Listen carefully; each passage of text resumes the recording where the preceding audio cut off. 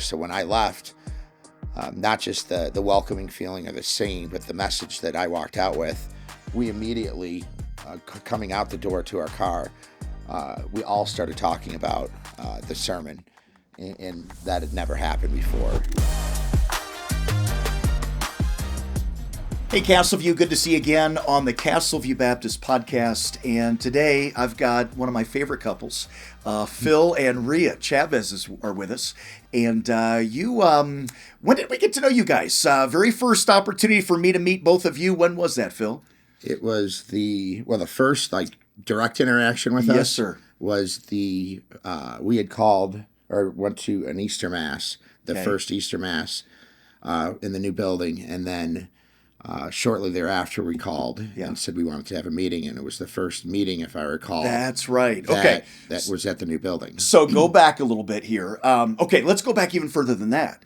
We actually met, not you two first, we met with your daughter. Is that right? Kate. She was our youngest. Your youngest. Rhea, what's her name? Kate. Kate is her name. Okay. Mm-hmm. And what was she doing? How did we get to know Kate? So Kate had met Anna, and Anna had been saying she had this great youth group. She wanted her to come, and Kate was like, "This sounds fun." And we're like, "Sure, go ahead."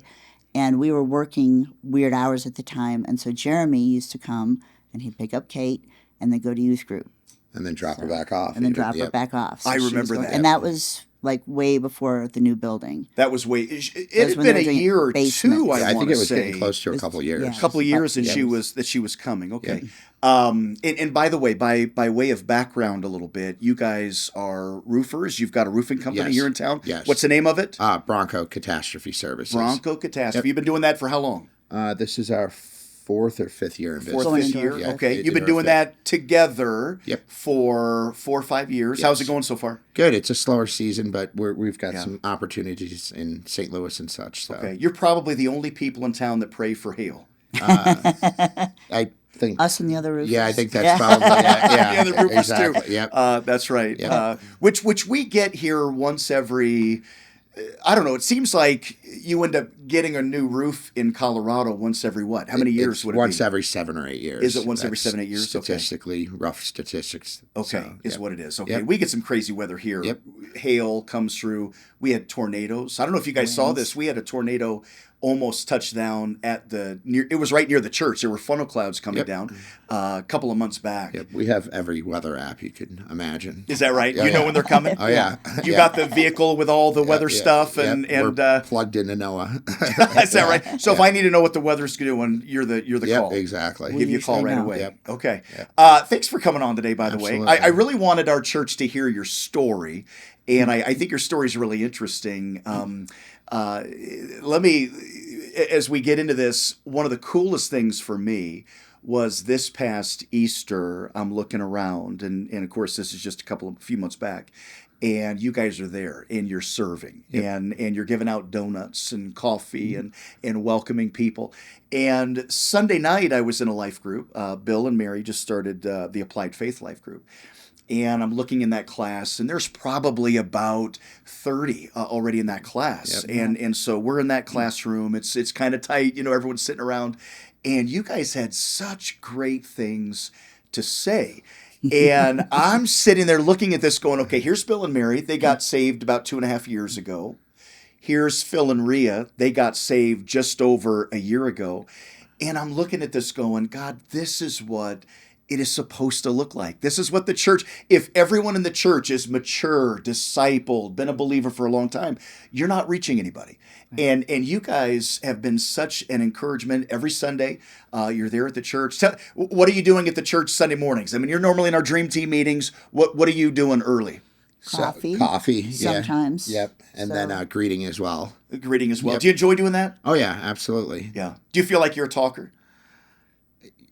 Apparently so. That's what I hear from people. I like to do coffee. You like to be do coffee? busy. Yeah. You guys are kind of doers. Yeah, we often say we're doers. So yeah. I would much rather be engaged and participating than just sitting. As we jump into the conversation, do you feel like that has helped you with our church? Has it connected you to the church? Absolutely, for sure. That's how you get to know people, really. Yes. I mean, if you're helping them with something or getting something, or they just naturally ask you a question where something is. It's a good reason to engage without having to just seek people out. Yeah, you kind of feel part of it right away too, don't you? Absolutely. Yeah. And that's something I learned with some youth sports. I was a team manager with a lot of our kids, so that allowed me afforded me the ability to get to know people quickly because you had to. Sure. So it just kind of plugs you in quicker. We've always been kind of volunteer people. Yep. Yeah. With all of our children's stuff. Good. So. I see that in you guys. You're doers. You want to jump in. I tell people in the church, find a place of service right away. It does make a difference. I mean, if you just show up on Sunday mornings and, you're just kind of there for the service and you're kind of going through the motions a little bit, it's really hard to get to know people. Right. We've got 2 fuller and fuller services all the time. And you've got, you kind of come into the service, people are walking in right as the service starts, or maybe after the music's already started, and sometimes they're filing out kind of quick and getting their kids, whatever they're doing. It's just hard to get to know people that way. And I think when you're there early, you get an ownership in your church right away. You make friendships in your church right away. I think it makes a difference. So thank you guys for serving that way. It's an honor. So so Kate started coming to the youth group, and she about 2 years or so.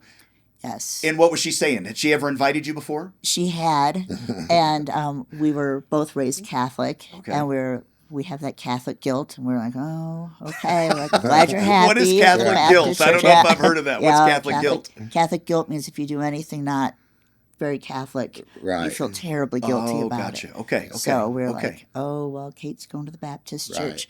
Which was Catholic guilt there Right. in itself. Right. Yeah. Right. She's not at the Catholic church. Exactly. She's over at the Baptist. Exactly. Was that a hard thing for you to let her go at first? No, we encouraged it. We encouraged it, except for that I needed to meet Jeremy because Yes. I was like, "There's Who is this? Yeah, Yeah. It didn't Like take this- you long when you got to know him, though, did right. it? No, but she was like, "It's in somebody's basement. Or we play games." I'm like, "Okay, well." Right. But It was in our basement. Yeah, that was pre-building. Yes. So, you know what? That's so funny you say that because we've kind of laughed about that before. When people tell their moms or dads, hey, we're going over to this house, it's for church, it's in Right. the basement, that's got to feel a little funny at the beginning. Yeah. Did that throw you a little bit? Well, we didn't know anybody Right. that was You going. don't go to the church, right. And so, but I had met Jeremy when he came to pick up Kate, and he was clearly lovely, and his wife Yes. is lovely, Yes. and just I was like, all right.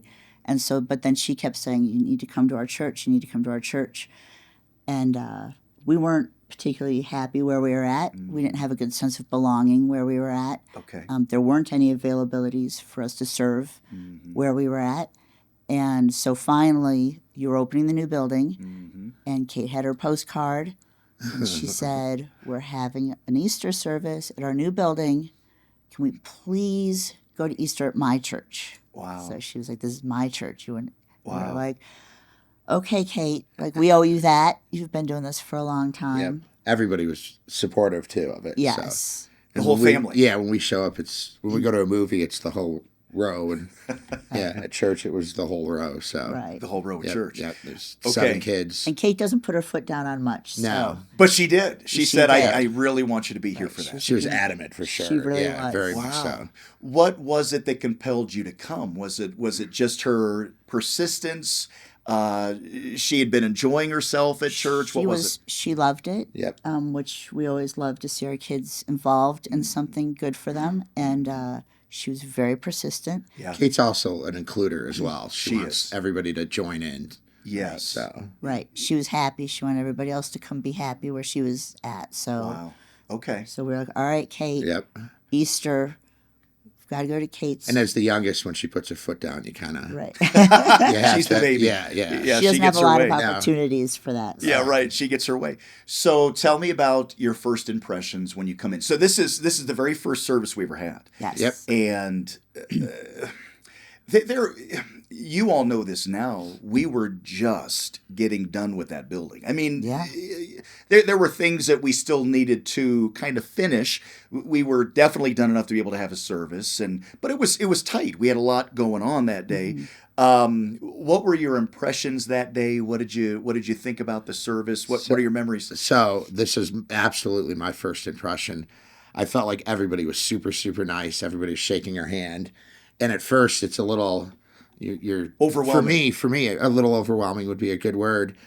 But as time went on, just even in that first visit there, the first Mass, I felt like everybody was genuinely happy that we were there. And versus Completely, other places where you just didn't have that welcoming feeling. And at the very beginning, it was a little overwhelming. But it was nice. Everybody felt very genuine. So we kind of have a sense for that. Something where we had been where nobody cared if you showed up. Like you showed up, you kind of slid into your seat and you left. And you might not say hello to anybody while you were there. Sure. And we're walking up and we had several people. Jeremy, come right over, introduce us to more people.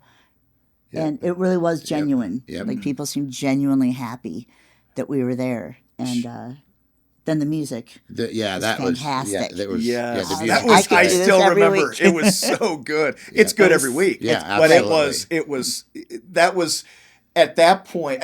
I don't know if there's a service that we've ever had that has been a more special service. So many things coming together, right? It's Easter. Obviously, as believers, the resurrection of Jesus is something that when you celebrate that, it's just the greatest day. But then coming into a new building, too. We had about 700 people that day between two services. Yep. And so it was very full when you came in. So I was going to ask you about that specifically. What was different about the service, or what did you feel about the service? There was more enthusiasm. I would say completely.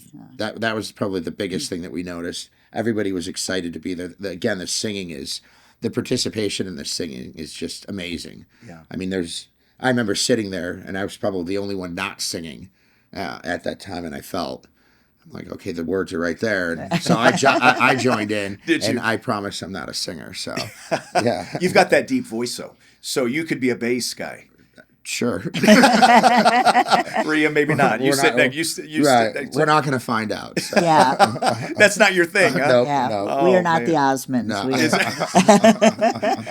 For those of you at home that are not our age, the Osmonds were big in the 80s, I think, maybe late 70s even, right? Late 70s. And I know them because I'm from Utah, and so the Osmonds were big in the Salt Lake City. I think they grew up there, right? The Osmond family or whatever. So, what was different about you'd been Catholic all your life at this point?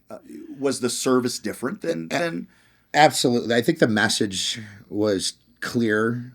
It was very much coming from the Word, and I felt like right away that you'd done an excellent job at explaining the words in the Bible to us, and that was, it just made it more clear. So when I left, not just the welcoming feeling of the singing, but the message that I walked out with, we immediately, coming out the door to our car, we all started talking about the sermon, and that had never happened before for me personally, but certainly with our kids or with Rhea and I. So, You grew up Catholic. Were you going to a Catholic church at the time, or life had gotten busy and we had been going to the Catholic church here. It was important to me when we moved to do that. I was very involved with where I was in Illinois.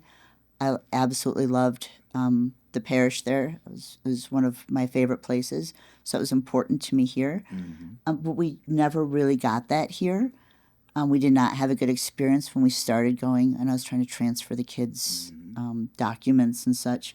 And then COVID came, and we had to make an appointment to go to church, and you couldn't get an appointment half the time, and then you'd go, and it wasn't lovely to be there. Sure. Because then you couldn't interact with anybody.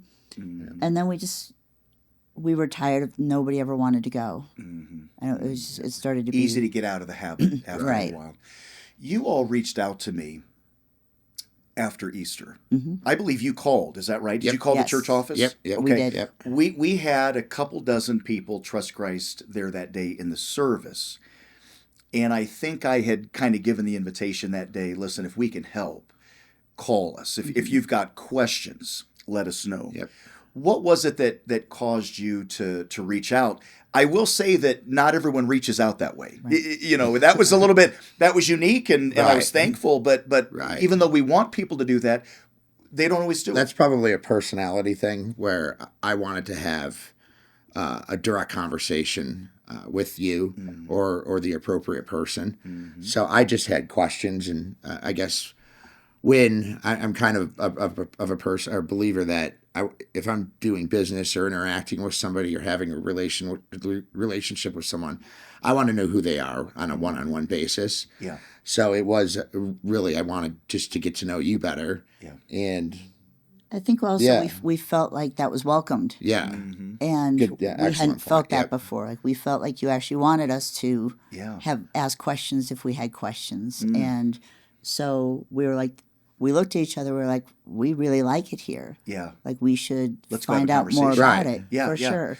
What questions would you have had at that point? Do you remember what what it was in your mind that you kind of went, hey, or was it just the whole thing? Was it just you've kind of said things? Yeah, there were differences in Rhea when Rhea was 21, she was teaching CCD and I wasn't. So I'll just leave it at that. Okay. Yeah, so Rhea's very familiar with, or has a very religious background, even though the first time we met was in church in seventh grade. So I guess I had questions for myself and I didn't even know what those questions were necessarily, but I just wanted to get a feel for you personally, and it was more of a, is this the right decision? Yeah, let's sit down and get Yep. to know him. Yep. So you guys came in. I don't know if you know this or not. You may remember it when I tell you this. You came in. We set up that appointment with you later that next week. It was the very first day that our church staff was in the offices. Yep. Do you Yeah. remember that? I remember, Yeah. Yeah. Okay. So you guys You came guys are in. still putting stuff on your desks. And, yeah. I think you had one picture on your Yeah. wall. Yeah. Yes, right. Yeah. Yeah. There just wasn't much up there yet. I Right. mean, we were just moving in that week, Right. and so we set the appointment up. You came into my office, and we have this conversation, and I got to go through the gospel with you. Yep. And I think the thing that stood out to me that was a little bit different for you was that, okay, this is not a religion in the sense that I have to do. Yep. You talked about Catholic guilt a moment ago. Right, Okay, yep. I have to do this. I have to do this. Right. The only way to have peace with God is to do these things. And we talked about this entire idea of Christianity is all about Jesus saying, it is finished. Jesus is the one that gave himself for you. And you all prayed that day to receive Christ. Did you expect to make a big decision that day? No, not at all. I certainly didn't expect him to. No, exactly. I was thrilled, honestly. You were Right, you were yeah. excited about it? Yeah. Yeah. Were you Fully shocked that he made a decision that day? I think it was coming. We had talked quite a bit about it. Yeah, I know he was struggling to want to be in that place, and I wasn't able to get him there through the church we were attending, and I was just happy that he was. Yeah. Seeing a need that he had for Jesus. Yeah, There was I knew he had it. something inside that was missing. So Yeah. Did it made sense that day then? That when you sat 100%. down. And I'm glad you brought that up, because from that very day, knowing that all of the work's already been done, it encourages you.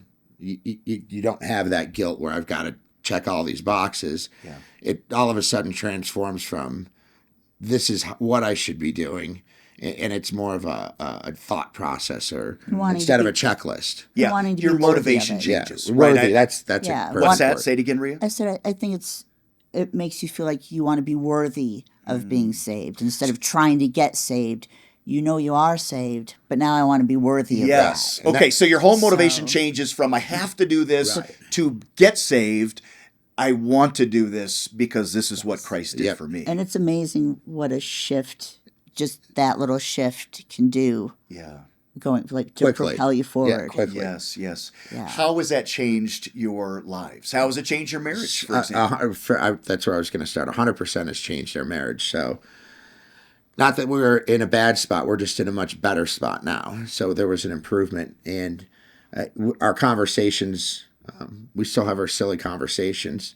We still have our conversations about work, but much of the time, or a lot of the time, it is about, Sunday, and our engagement there. But I've asked the question to people that I work with, friends and family, our kids, what has changed in the recent months, and they'll say I'm more patient, I'm nicer, most of the time, right? Just I have no comment at My this time. my enthusiasm is higher.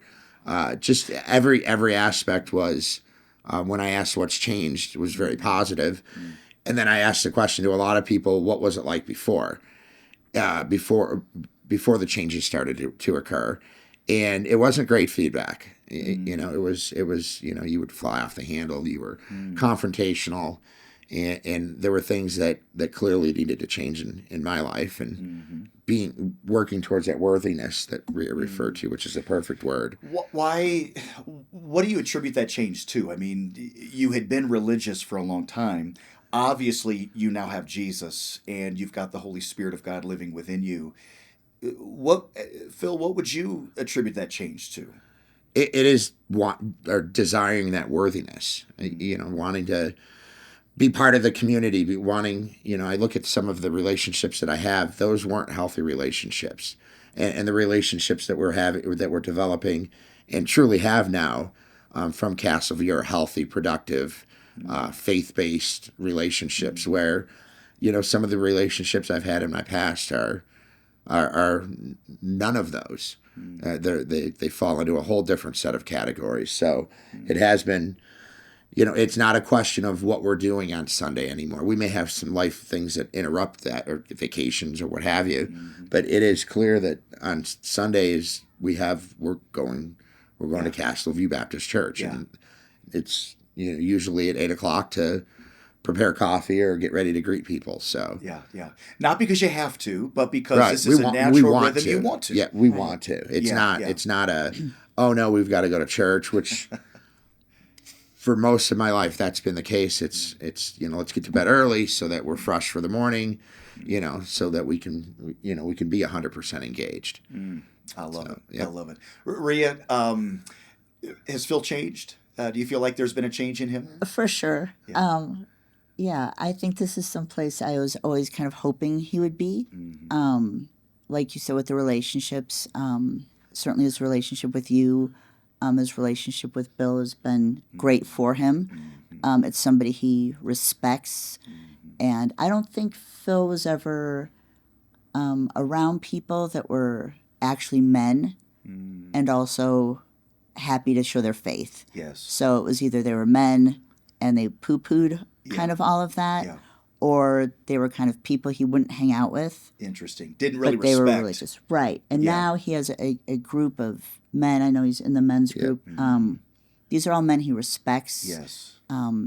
They have similar interests outside of the church, but they all share that. And I think that that's really been big for him because he has people now he can speak to that give him good faith-based advice. Yes. And he definitely didn't have that before. And sometimes, a lot of times, men need other men to help direct them. Sometimes church can be a little feminine. Right. Let me say what I mean by that. Women are generally more spiritually sensitive than men. Okay, your relationship was exactly that, right? You're kind of going. You hadn't met Christ yet, but there was something in you that's going, I want more than this for us. Right.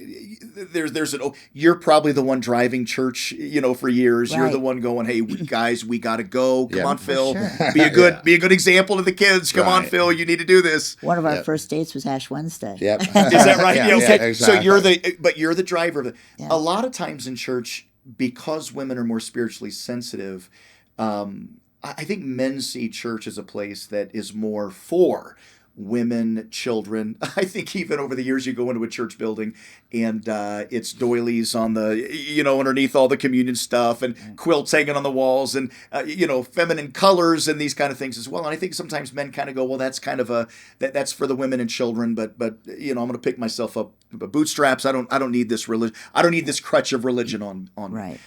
One of the best things we've done at our church since COVID was starting a men's group.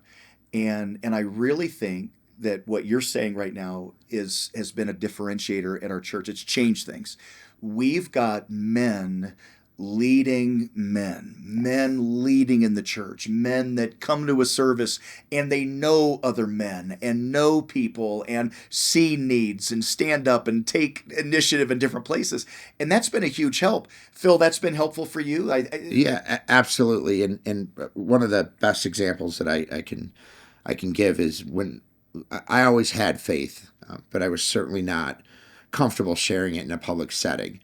And one of the first times that I had met with Bill and another gentleman, Chris Hummel, we were actually sitting at a coffee shop, and we were done with our conversation, our meeting, and we started praying. And I just naturally grabbed everybody else's hands.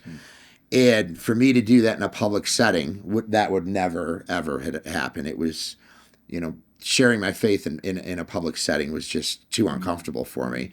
And now I'm not uncomfortable with it. In fact, it's something that I'm very proud of, and I encourage people to find faith however you can find it. Yeah. So I think the path for everybody is different, but it has been a life-changing experience for me. Yeah. So I think that what you're explaining is, and I've said it this way with the men's group that comes together, if you're not comfortable sharing your faith in a safe Christian setting, you're never going to take your faith outside of that setting, right? Like if you're not talking about your faith at church or in a group of Christian men, and you don't get comfortable with that, you're never going to get comfortable at a coffee shop or outside of that setting, a workplace or whatever. I think it does give you a place that you start understanding how to articulate. I think it's you get some confidence. You're comfortable with it. Now you do learn how to be comfortable with it. And the reality is, some people, I've got some friends, Hogan, I'll just call him. Great friend of mine, and every time we talk about any sort of religion, his response, and he's extremely talented at the gift of arguing, and it's never. There's always I just end the conversation. I'll just say it like that. He's frustrating, but there's so many people that come at you once you start talking about faith, and you start to get comfortable in those situations, and again, being confident and knowing that you have faith in something that they may or may not have faith in, and that's their decision. But I'm always encouraging them to. You've seen the difference it's made in your life. Yep. You know the difference it'll make in eternity, and so you want everyone to know that. Yep. Right. I want everyone to. Your path might be different in what leads you there. Right. It might not be your daughter. You said everyone's path's different. Your daughter helped you to be able to come to church, and you were able to sit down. We were able to hear about Jesus. It might be someone else's path. Might be through you. Seeing you at a coffee shop and saying, "Hey, what are you guys talking about? You got your Bibles open. Tell me more. About what's going on." And so I love that. Yep. You're developing right now your faith. You're growing in your faith. You're learning how to articulate your faith. We were in life group Sunday night, and you kind of refer to that, Phil. You're kind of going, I don't really know all the things to say yet, or I knew this was going to go. Yeah, I don't know all the things to say yet, or how to articulate all of this. But I commend you, because here you are in a class that I want to learn how to do this. Right? Are those settings helpful for the two of you? Yeah, 100%. That engagement, those classes are.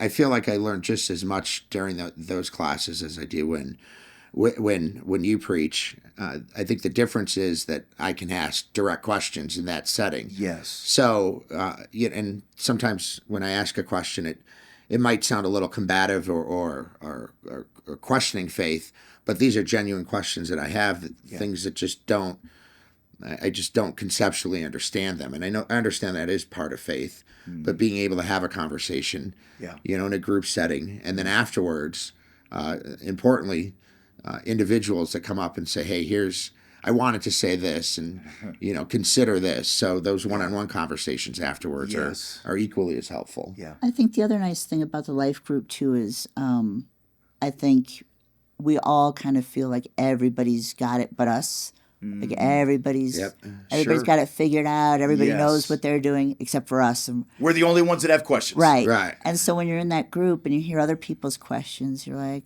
huh, like I thought they really had their stuff down and Right. they don't know either. Yes. And it's really helpful to kind of hash out those conversations with people, and it makes you really see that we're all figuring it out. Everyone's learning. We're all Yeah, and there's little things like the word amen, the meanings behind that, and being an artisan, working on your craft. Yeah. Those are things that just on Sunday that I've been thinking about since that class. Like that really now starts to make sense. And for me, dots have to connect for me to really understand what's going on, and they're just really helpful. I think you said it so well that, in a sermon, you're not able to ask the questions in the moment, right? I mean, you're receiving, you're kind of downloading. It's one person communicating to everybody. The life group is different. Sunday morning's all about worship, and we want to equip the church and the pillar and ground of truth, all of that. Life group is so different in that you've got this dialogue, right? That everyone can sit, like you said, Rhea. Everyone has questions. Right. We're all growing together. It's just an amazing place to be able to stop and just say, okay, hold on a minute. I don't know the answer to that. Right. Can somebody explain what that looks like? Right. Right. Yeah, and it feels, another thing is, and this is going to the other experiences that I've had at different churches, is it feels like you have to go to those things where everybody that's there wants to be there. It's a completely different it's Sunday feeling. night. Yeah, it's Sunday night. It's not people Sunday are nights. ready for Typically, I'm Monday. in a pair of shorts and a t-shirt, flip flops, eating food, and Bill's done that.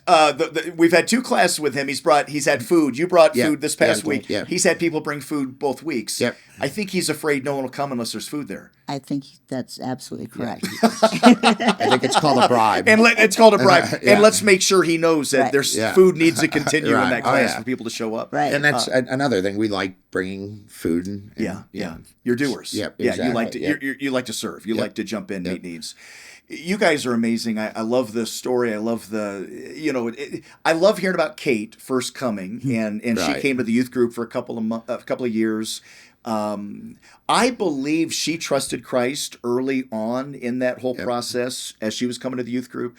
And then for her to be persistent enough to say, no, Mom, Dad, we're opening our church. You got to come to Easter Sunday. And I love seeing the growth now, because that's what Matthew talks about. You need to get saved. You need to get baptized. I got to baptize both of you. And then you need to grow in your faith, but then you start serving and you start telling others about Jesus too. Yep. And that's what discipleship really looks like. It's not just, hey, I got saved, I know Jesus, I'll be in heaven. It really is, I have a message now that I want to share too, right? God did this in my life, and he can do the same thing in your life too. Yep. And so thank you all for becoming such a big part of the church over this last year. Yep, we love it. Everybody tells us that God worked through Kate. Yes. To get to us, and ask Kate, she'll tell you. Yeah. Also, after your message on Sunday, she's reminded us she's a blessing. Yes. Many times. Not a burden. A blessing, not a burden. That's exactly. right. And you're wondering what she got out that's of it. the way you should view her, and then you tell her, well, then act like that, right? We did. That's right. There are the 2 sides of it. Yeah. Well, I sure appreciate you guys. Love you both. Thank you so much for being a part of the church, and thank you for serving as well as you do. It's just been so fun to watch the growth process. This is what makes church a lot of fun, is to see people, hey, I met Jesus, and look at what Jesus is doing in their lives. So thank you both. Anything you want to add at the very end of this? Anything you need to throw out there? No. All right. Thanks for joining me All right, today. thank you. Really appreciate that so much. And Castleview, thanks for joining this episode of the podcast. A couple things I want to highlight. If you've not gotten involved yet, you're not serving, you're not attending life group, you've not gone to the men's groups or the ladies groups, or if you've not gotten involved, you don't know people yet, I'm just telling you, just like in Phil and Rhea's life, it changes how you view your church. You become a companion to people, a co-laborer, somebody that comes alongside and can really encourage people in that. And listen, if you have questions about the gospel and you say, well, listen, this whole Jesus stuff you're talking about, just like Phil and Rhea, I've got questions about that. reach out to us. You can reach out to the church. You can reach out to my cell phone, 720-878-8872. Let us know that. We'd love to have a conversation with you about how you can have a real relationship with Jesus Christ.